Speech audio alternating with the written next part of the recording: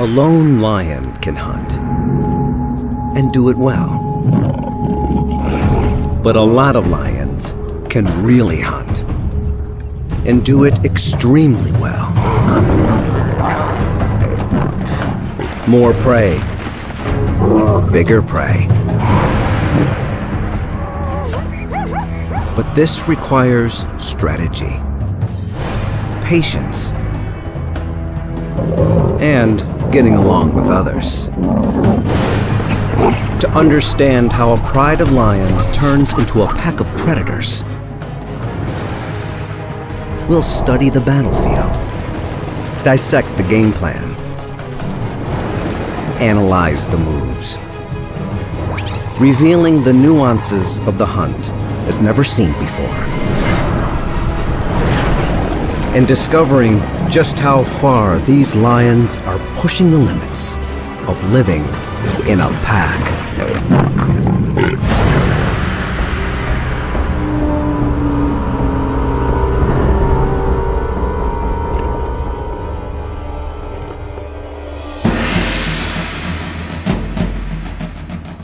Singita, South Africa. An astounding diversity of animals thrives here.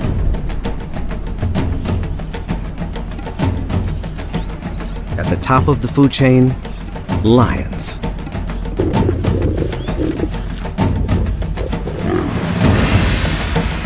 Today, a group of lions is on the hunt.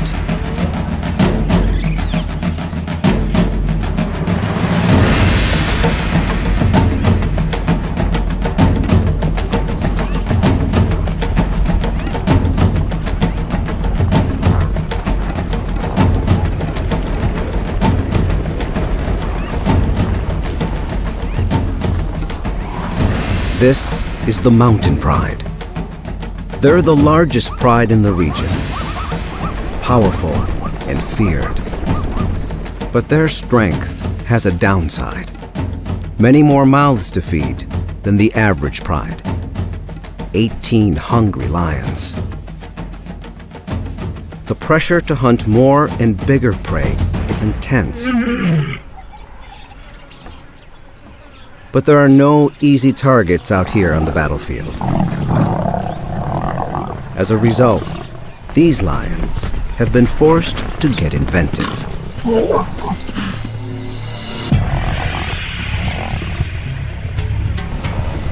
We'll witness the mountain pride deploy 3 offensive strategies: the ambush, the blitz, and the siege. Each tactic is tailored to the specific behaviors of the prey. And each member has a role to play. Like any team, there are heroes and slackers. But without true collaboration, the pride's very survival is at stake.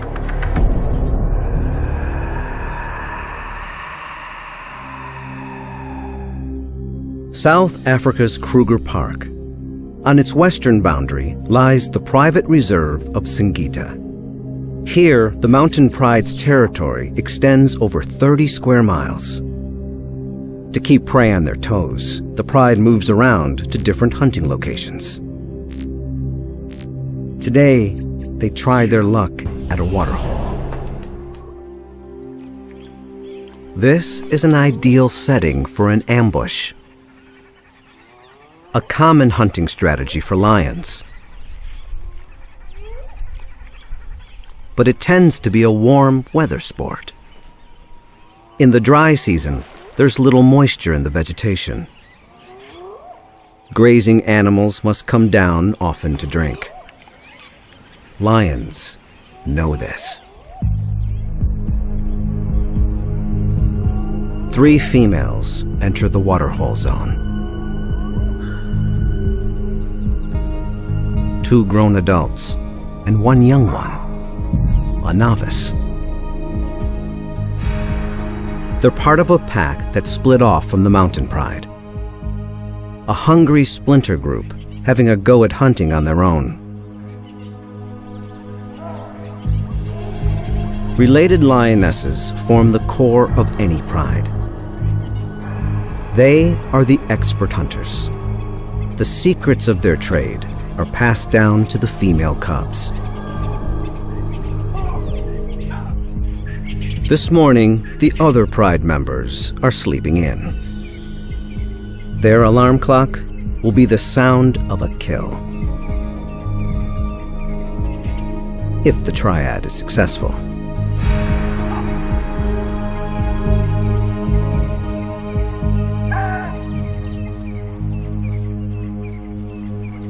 The cats take up their positions before any sign of prey. Cat 1 is equidistant to cats 2 and 3, about 70 yards apart. No cat is stationed more than 50 yards from the waterhole. This triangle formation means only one thing: the ambush. They surround the waterhole while leaving enough room for prey to enter. Experience tells them prey will likely come from this direction, then down a hill that leads to a popular drinking spot. Now they wait. The ambush requires perfecting a vital skill: patience.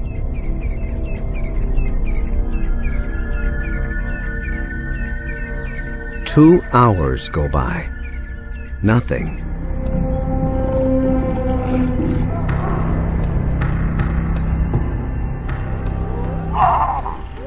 After 3 hours, a sound.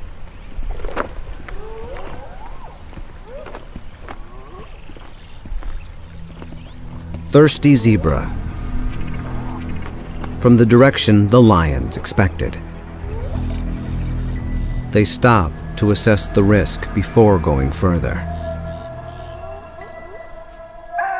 Zebra have learned that danger lurks in these parts, and they're prepared.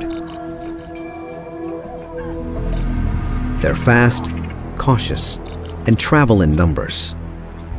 All excellent defenses against predators. But thirst makes them vulnerable. The distance closes between hunter and hunted. Lions are fast, but only in short bursts. If they don't get close enough, their prey will outrun them.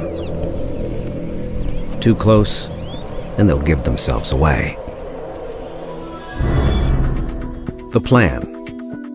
Any cat can start the ambush. They'll wait for the defense to make their move. Once the zebra have gotten close enough, here in the red zone, a lioness will strike. Suppose cat number 1 leads the charge, but fails to take down the target. Cats 2 and 3 are in strategic positions to intercept the fleeing prey.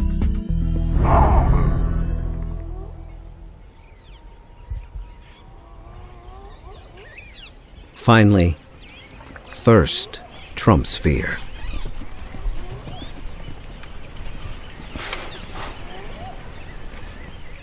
It's all going according to plan. Until some spectators show up. Swainson's spurfowl will screech when they sense a threat. The zebra will then be alerted to the hunter's plot.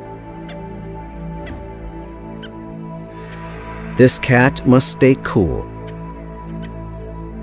or the ambush goes up in smoke.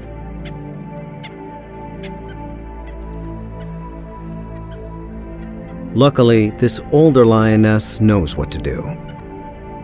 Make like a bush.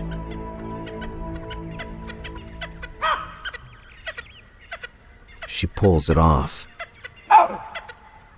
And the hunt is still on.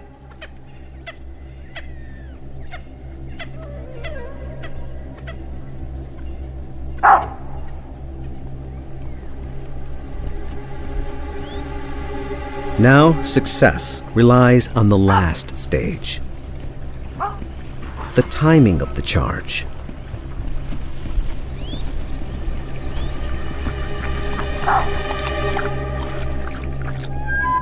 How do you know when it's right? No one can say for sure. It takes that unknown, unquantifiable factor. Experience.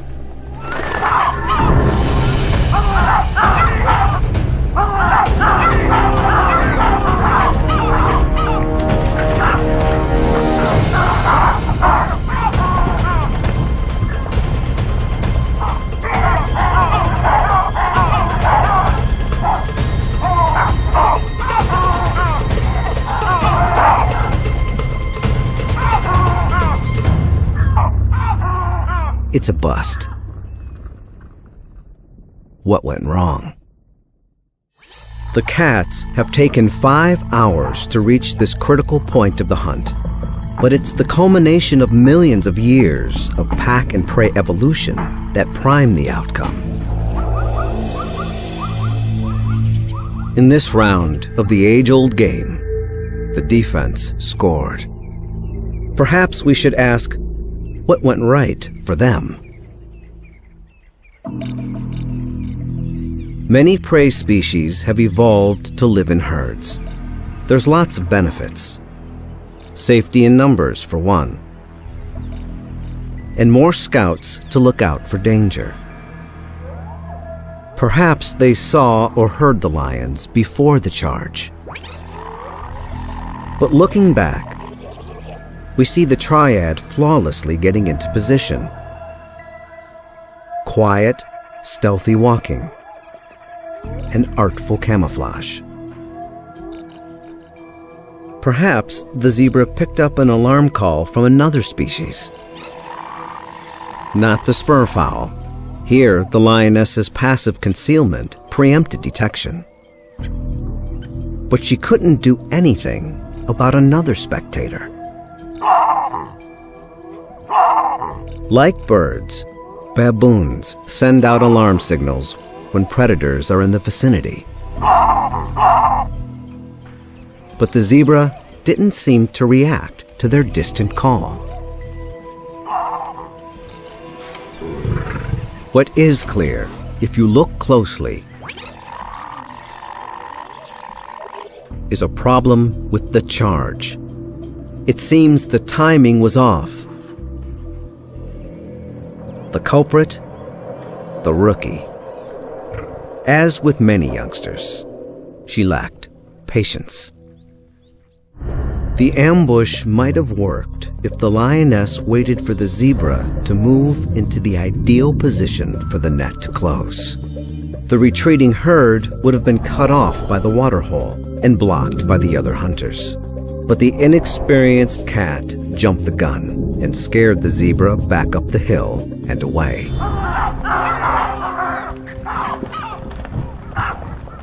The downside of hunting in a pack? You're only as good as your weakest link.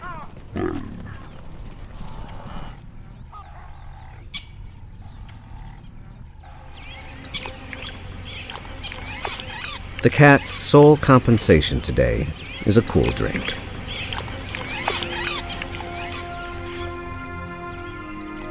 But this wasn't a waste of precious lion time. It's excellent training for the youngster, and therefore the entire pride. There's nothing like learning from losing.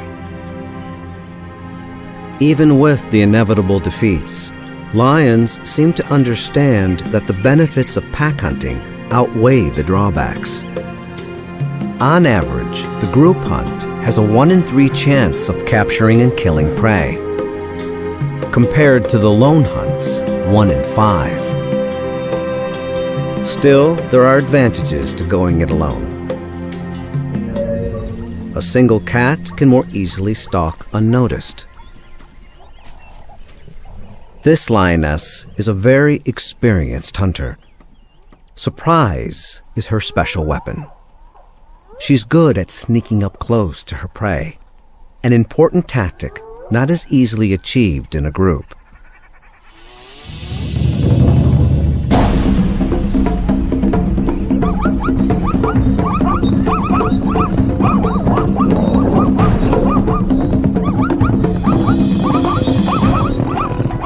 Without her perfectly adapted claws, success would be elusive. Lion claws are retractable. When a lion's not hunting, claws are kept sharp under a protective sheath. As a lion jumps on the prey's hindquarters, they release their claws and sink them into the flesh, like hooks. The cat tugs downward while muscle and teeth take over, finishing the job. A lone hunter can keep more of the spoils for herself, but eventually she'll have to share with some of the others, even if she doesn't want to. Sharing is a lion thing. Most other cats are loners, but lions depend on each other to raise their young, to defend their territory, and especially to hunt.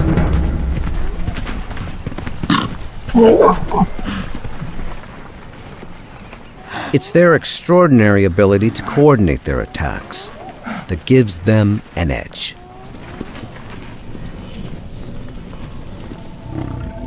The mountain pride is skilled at the group hunt, but they're struggling. They can't seem to kill enough prey to quell their hunger.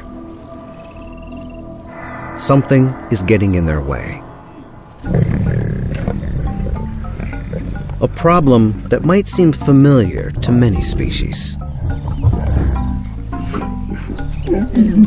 Teenagers. Teenage boys. Normally, when the cubs reach 3 or 4 years, the dominant males kick them out of the pride. These elders won't tolerate sexual competition. But there are no adult males in the mountain pride. Perhaps they died or wandered off to join other prides. As a result, the young males have stayed at home. The mothers have tried to teach them to hunt, to earn their keep, but they're mostly interested in sleeping in. These hulking teenagers have the strength and appetite of adults, but they act like cubs. The mothers and sisters must hunt more to feed themselves and all these growing boys. If the females don't kill more and bigger prey, the whole pride will be in jeopardy.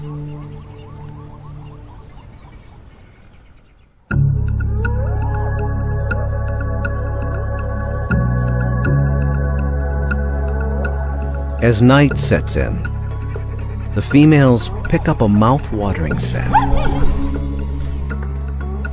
Impala.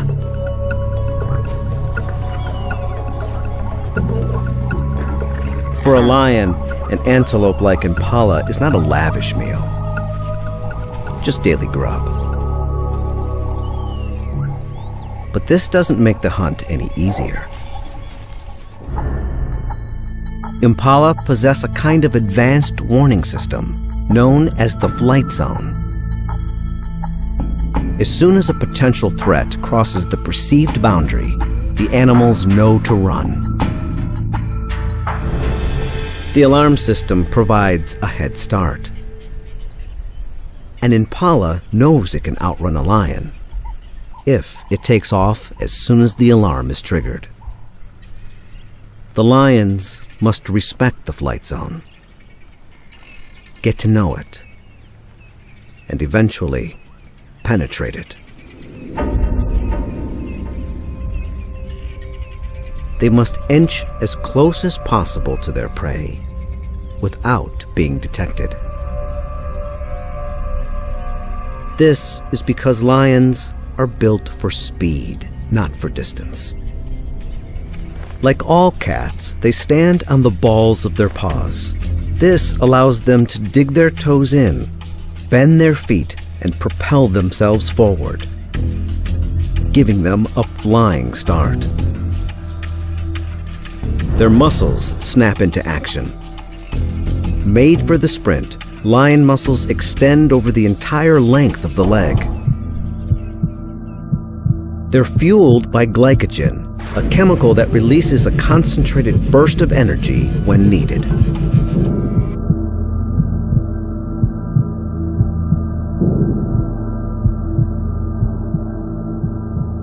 But it's short-lived.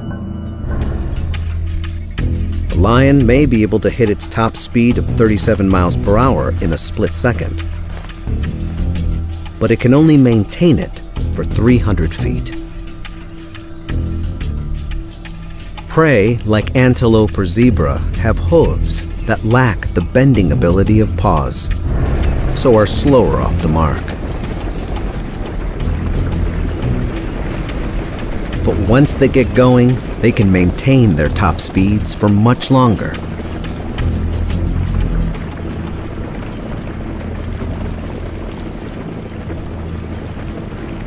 Some antelope can reach 50 miles per hour, leap 30 feet in a single bounce, 10 feet high. The leaps aren't only useful for the fast getaway. They may be an example of what biologists call pursuit deterrence. They leap around before an attack, as if saying, "I'm too nimble for you, so don't even bother."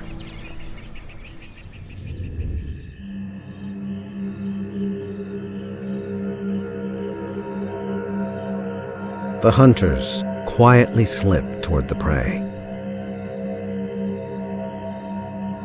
Tonight, the wind comes from the east, disguising the lion's sound and scent.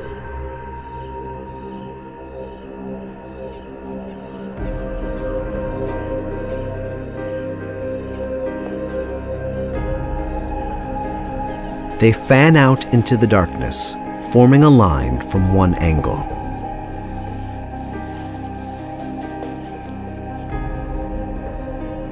They're foregoing the ambush option. Lying in wait is useless, since their prey is already in place. Instead, the cats decide to go for another strategy.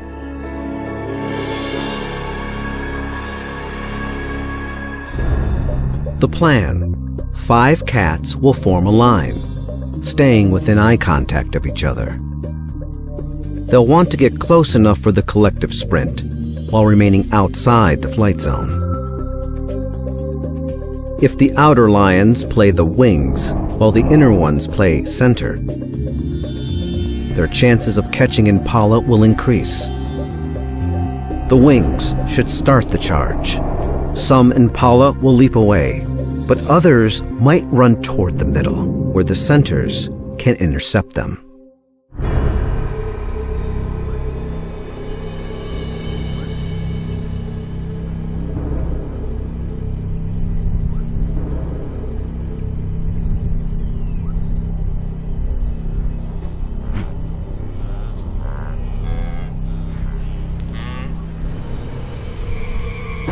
The Impala sense something. They start to bounce. But it's just a hippo, another vegetarian fumbling in the night.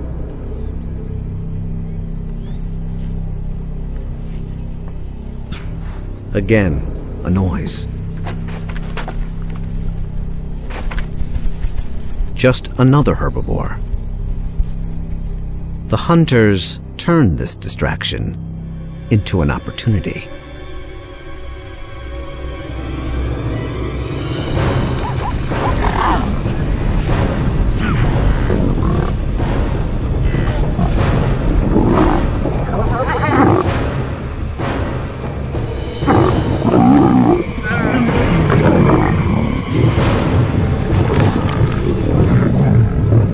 This time, it works. A stranglehold suffocates the prey. A number of important factors made this hunt a success.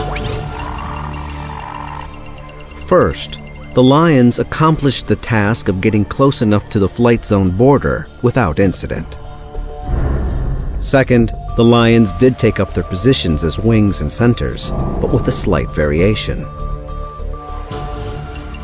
They launched the blitz in unison, creating massive confusion, capturing an unlucky impala in the fray.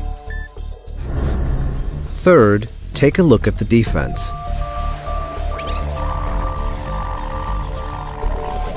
Their leaps were on display. For this guy, hardly a threat. The false alarms of the herbivores might have turned the impala complacent, discharging their leaps before they were useful. A lucky break for the lions. Why didn't the impala detect the real threat in advance?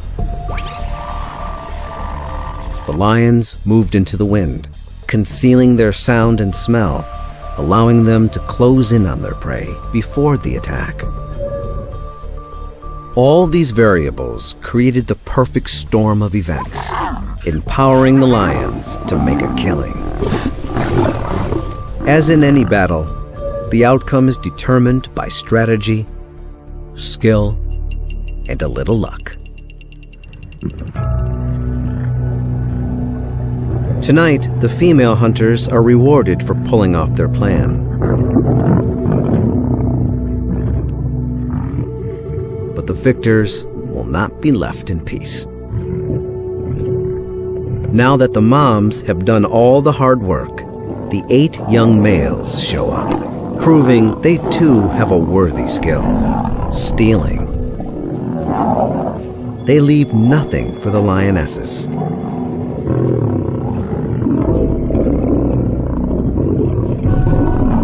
But even among the freeloaders, there is little to go around. One impala weighs about 130 pounds, so would barely satisfy a couple of lions in one sitting. For us, it would be like a large family sharing one sandwich for dinner.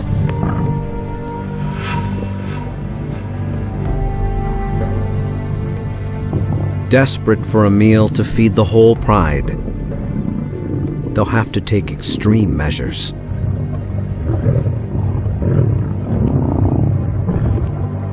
Next time, the hunters will attempt to take down the ultimate prize: the tallest animal in the world.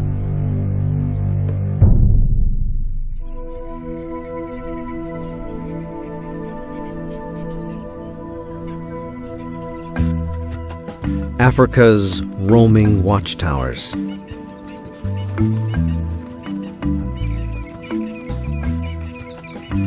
Elegant, graceful.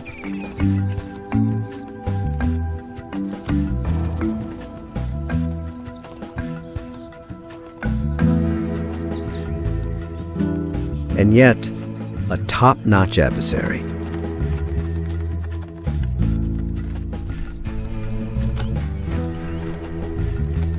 A creature that lions usually avoid because of their formidable defenses. The largest eyes of any land animal, it can match a lion's sight, at least in the daytime. Independently operating ears allow for bi-directional hearing. And the kick, hooves the size of dinner plates, can crush the spine of a predator, killing it instantly.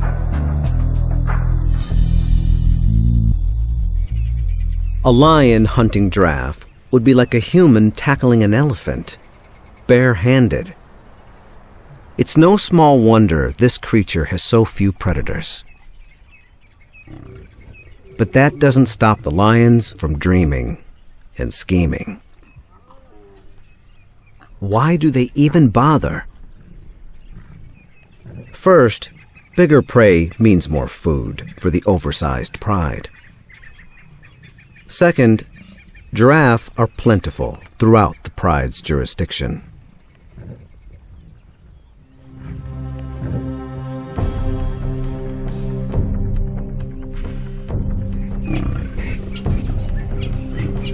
The lions see them everywhere.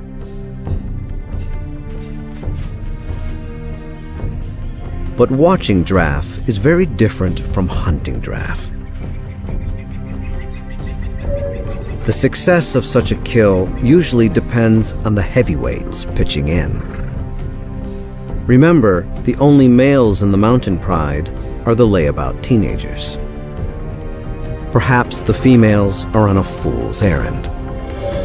Most lions would attempt to pick on someone closer to their own size.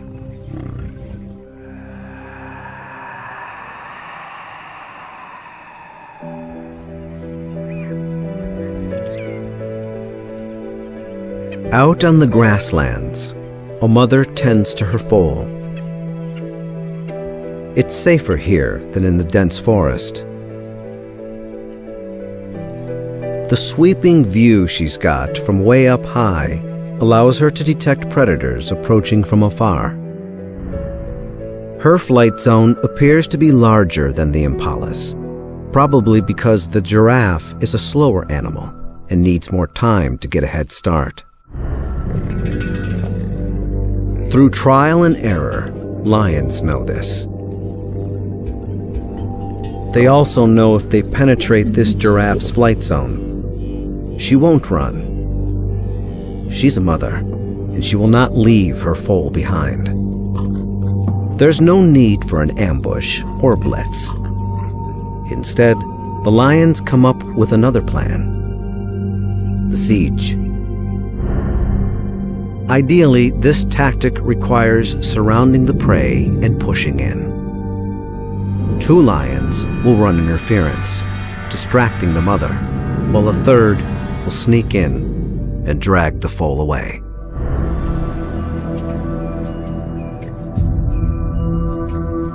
The lions creep close, encircling their target, blending in.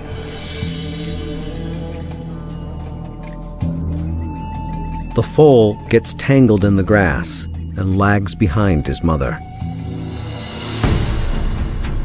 The hunters seize the moment.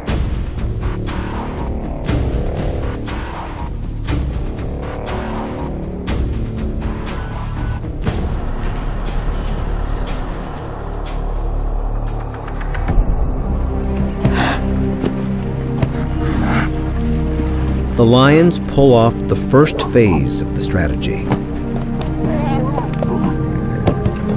But now they'll have to contend with the mother's fury. They pause and reset their positions. The foal is injured. Suddenly, a 4th cat barrels in, distracting the mother. Without her, the foal is defenseless.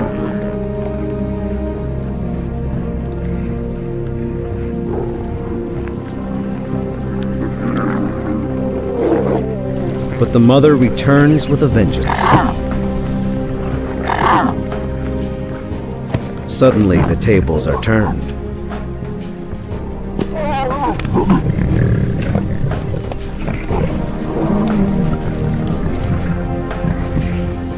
But the giraffe has made a fatal error. While lunging, her powerful hoof hits her foal. She seems to know what she has done. Perhaps fearing for her own life now, she flees.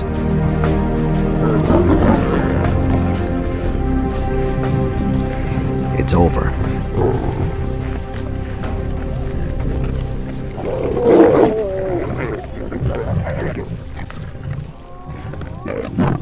In the end, the siege worked. with a couple of surprises that tip the scale in the lion's favor. First, the fourth cat entering the scene successfully redirected the mother, letting the others sneak in. Second, the lions got lucky with the mother's terrible mistake. The law of unintended consequences has been good to the lions.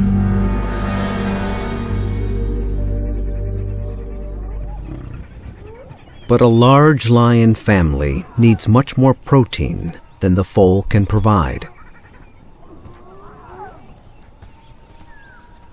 The mountain pride is hungry. They have no choice but to risk a more dangerous mission: a full-grown giraffe.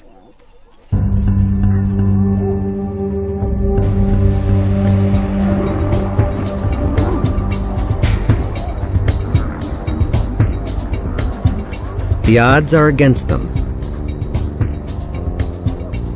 How will they go after the mighty giant? They start with a move to the right location.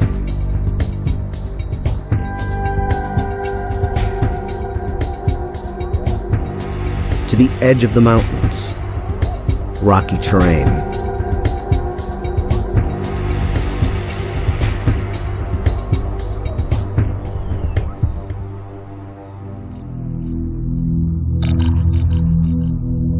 Here, the male giraffe hang out in the thick acacia trees eating.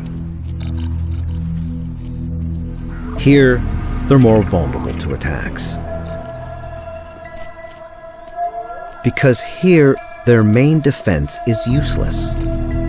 Giraffe can't easily run over the rocks. In fact, they're stumblers. Their height serves them well, except when it comes to stability. Once felled, getting back up is tough. Lions observe this. The giraffe's other excellent defense, seeing far across the grasslands, is also compromised in the forest. They can't see, and they can't run. Like the zebra risking their lives for a sip of water, the giraffe must sometimes trade safety for a meal.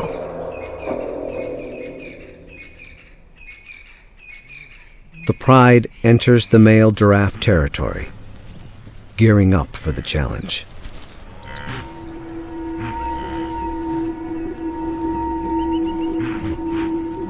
But a curious sight stops them in their tracks.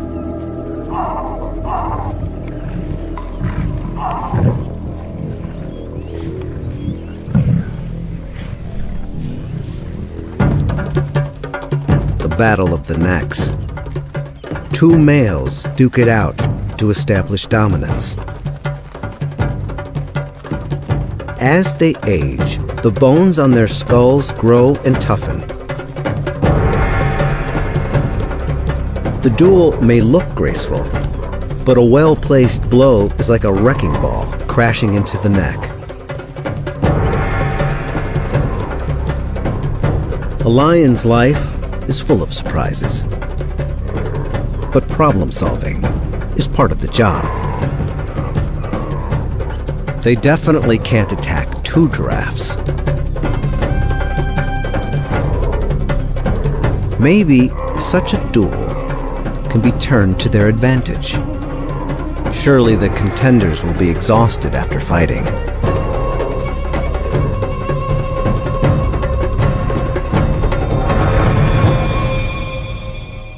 By day's end, the winner is declared. He can take a break. But a giraffe that loses a match is in jeopardy of losing even more. The lions trail their quarry behind the shield of darkness.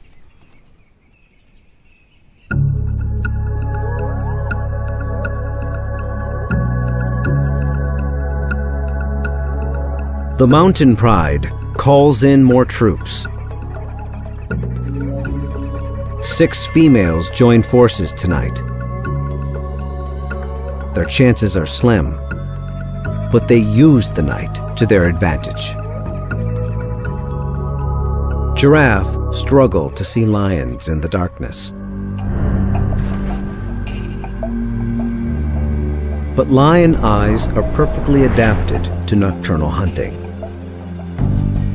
Millions of rods in the retina enhance their ability to detect shapes in low light conditions. A layer in the back of the eyeball works like a mirror. It bounces light back through the retina, making objects appear brighter. It's also responsible for the eerie glow in their eyes. The mountain pride picks up a scent in the maze of the forest.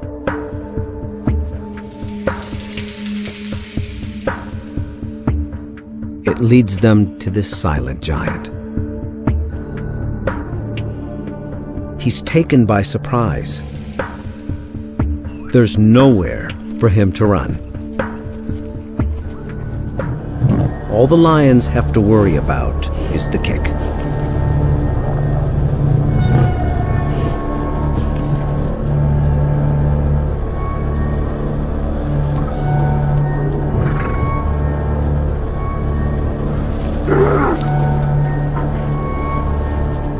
As with the female giraffe, an ambush or blitz is unnecessary.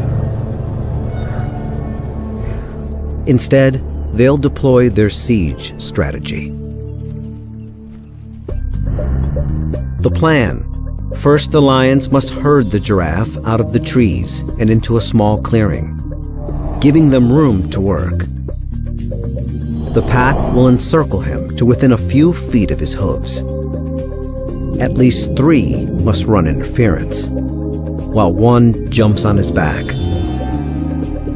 Then the entire team will wrestle him down. The giraffe has only one option: to fight.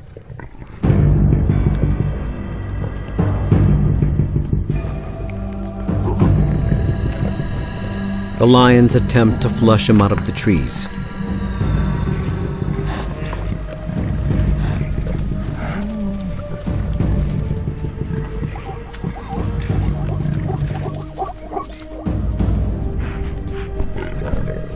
In the clear, they circle their prey right under his hooves.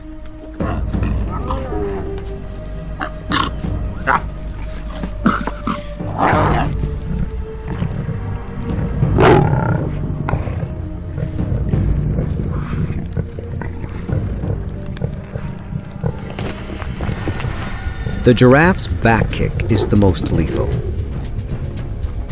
Like a fast swinging sledgehammer,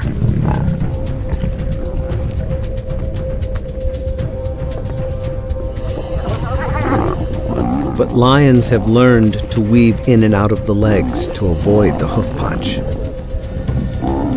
The front kick is also powerful, but more of a swat than a slug.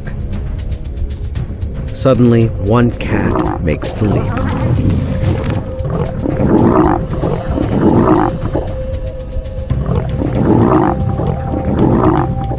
But another takes a back kick in the face.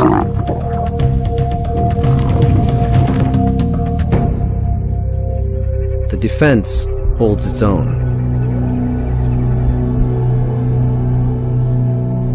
The cats are weary.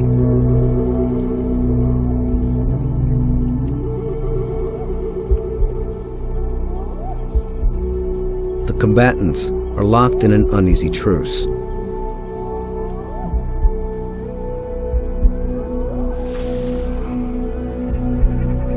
A decision to call it quits is looming.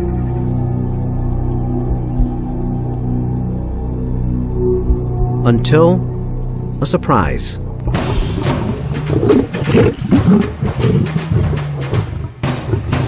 Reinforcements for the mountain pride arrive.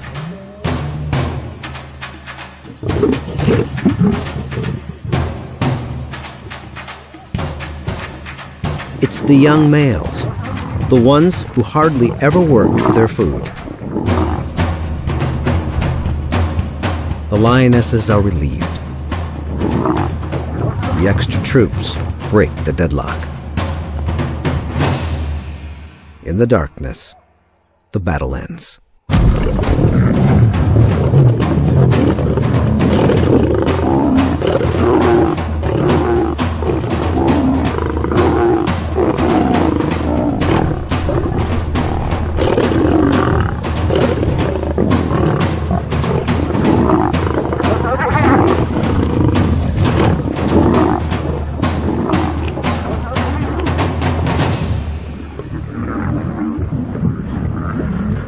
Finally, the young males earn their meal, the hard way.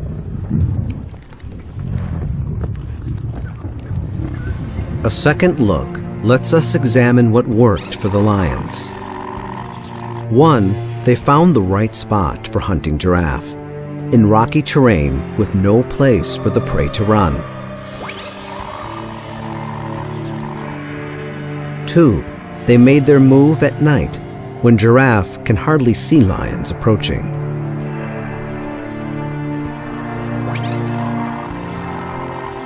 3, after herding the giraffe into a small clearing, they closed in almost directly under him, avoiding his kick, at least for a while. 4, a few cats distracted the giraffe while one jumped on his back. This first attack may have seemed premature, but it contributed to tiring out the giraffe in the long run.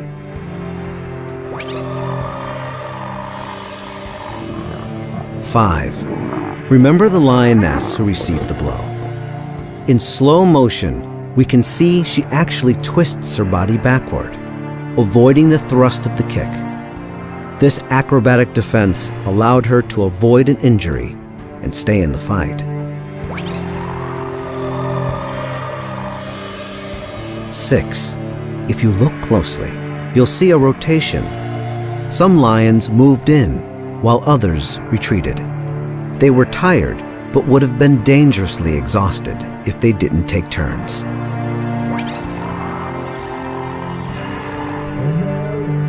Lastly, and perhaps most important, the teenage males entered the arena. The extra muscle enabled them to control the game and defeat the giraffe.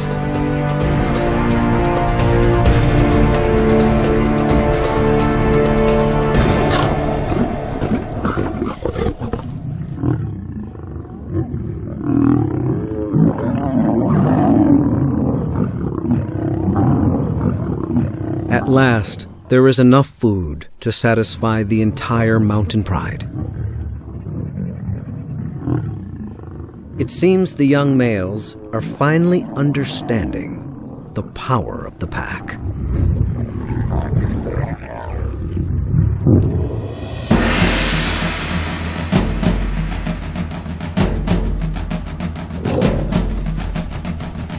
This death, this meal, did not happen merely by chance.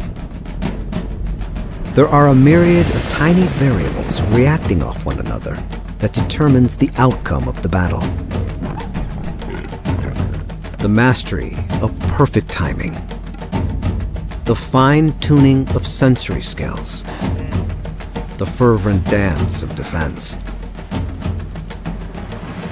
But it is this power of cooperation that has worked to the lion's advantage. The mountain pride has learned to take down the tallest animal in the world by pooling their expertise into team tactics. A smart move in the ever-changing duel of life and death, played out on the battlefield of the wild.